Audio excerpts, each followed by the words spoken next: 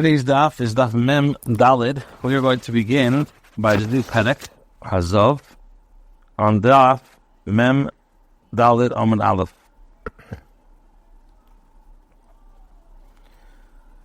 Now, before we start, there's a halachic principle that when one purchases a item, so the payment of the item does not affect the transaction.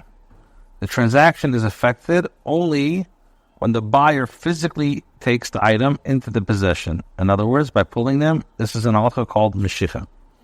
Payment of money by the buyer, so creates a moral obligation for the seller to sell the item. When two types of currencies are exchanged for each other, one of the types will have the status of the money being paid, and the other will have the status of the item being purchased. Handing over the former will not affect the transaction, while handing over the latter will. Now the Mishnah teaches when one purchases gold coins, paying with silver coins, the gold coins assume the status of the purchased item, and the silver coins assume the status of the money. So now, based on this, we can understand the Mishnah. Therefore, Hazov kenes hakesef, hakesef mina kenes hazov. One party takes possession of the gold coins, and the other party acquires the silver coins.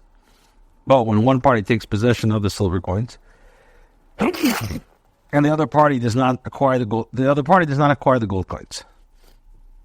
An exchange of silver coins for copper coins. When it takes possession of the copper coins, the other party acquires the silver coins. But when one takes possession of the silver coins, the other party does not acquire the copper coins. In exchange of flat coins for unflat coins, when one party takes possession of Ma'is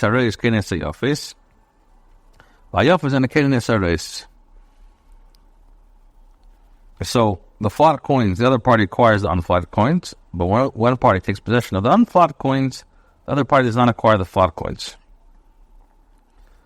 In exchange of an unminted coin for a minted coin, when one party takes possession of the unminted coins, so the other party acquires the minted coins. But when one party takes possession of a minted coin, the other party does not acquire the unminted coin.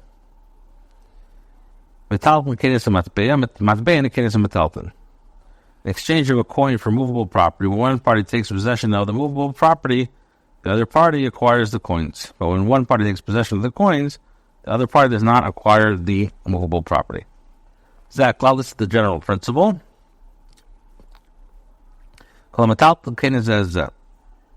All forms of movable property, each acquires the property of the other. In other words, the movement that one of the parties to the exchange takes possession of the item that he's acquiring, in other words, by means of pulling, the other party acquires the item from his first party. The buyer pulled produce from the seller, but the buyer did not yet give the seller their value in the money. And he cannot renege on this transaction. But if the buyer gave the seller money but did not yet pull produce from him, he could renege on the transaction, as the transaction is not yet complete. But with regards to the Chacham said, he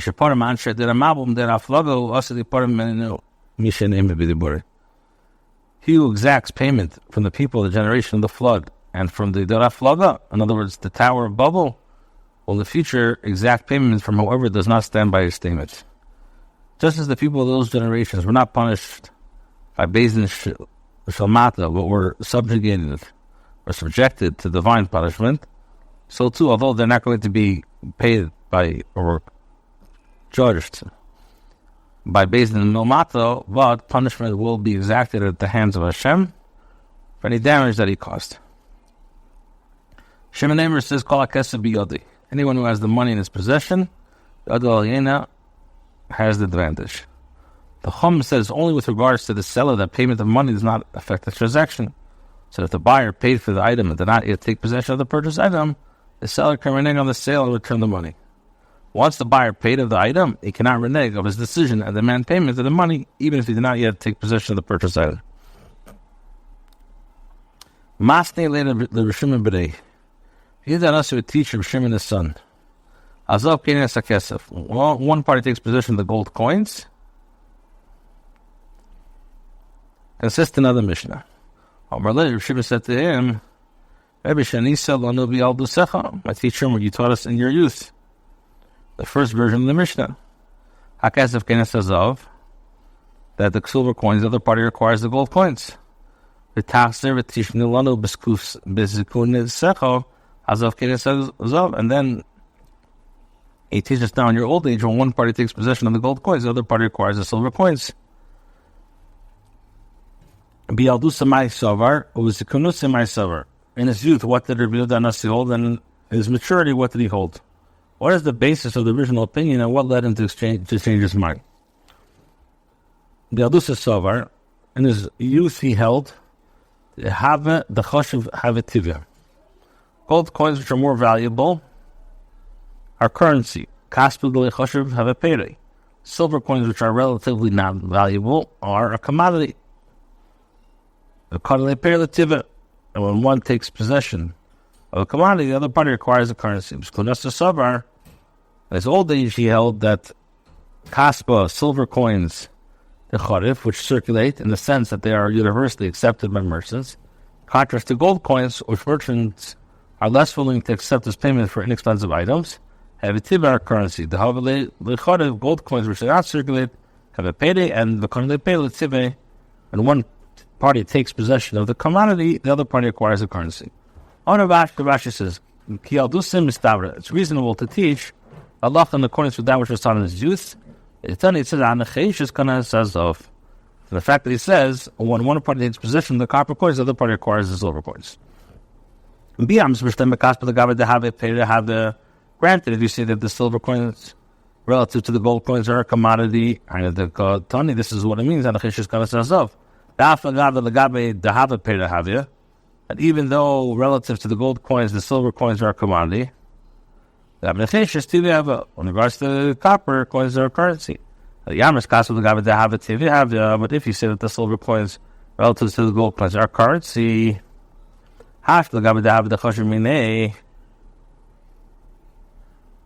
you say that the silver coins are currency, they're relative to the copper coins. As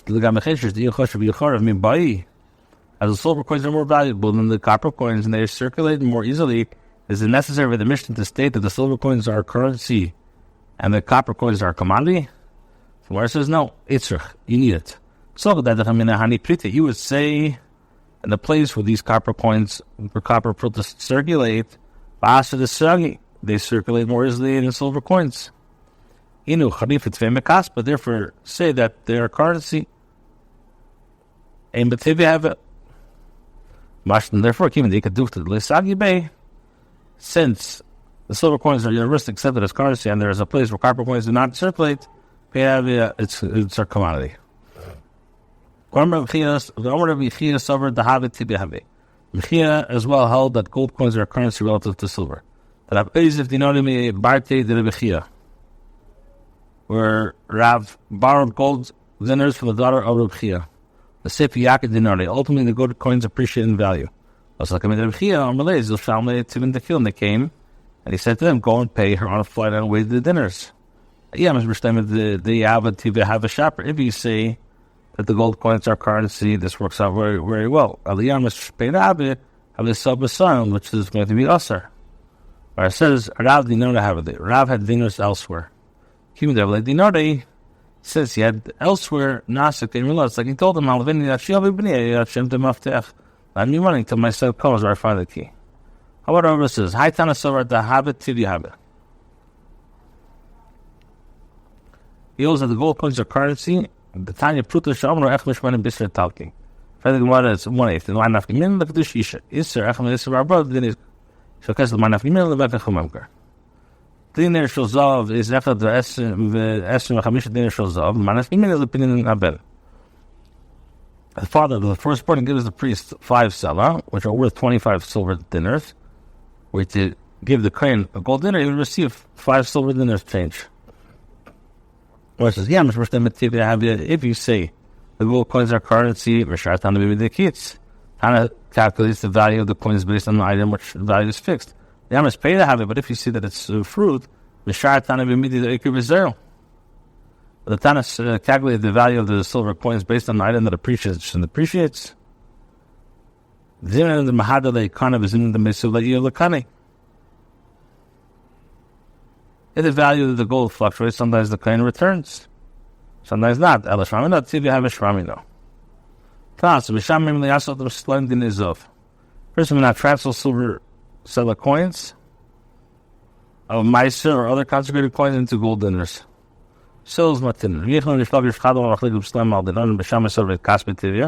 Shammai holds that the silver coins are currency with the Have Pere, and the gold coins are a commodity. And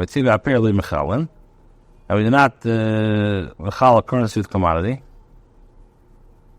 I will pay us the dinner the rakos meschalen. By time, what's the reason for the difference? This is like with regards to the silver coins of Bisil. Kesef Bisil, I've got the cost of the government to have a pere, With regards to silver coins, according to Bisil, although silver coins relative to gold coins are a commodity, that pere to have it. With regards to produce, their currency. So now with the Bishamai, I forgot the government cost of pere. Although gold coins are a commodity relative to silver coins, the government pere to have it. They are currency. Produce the dinners, there's the machlekes between Bisham Bisil.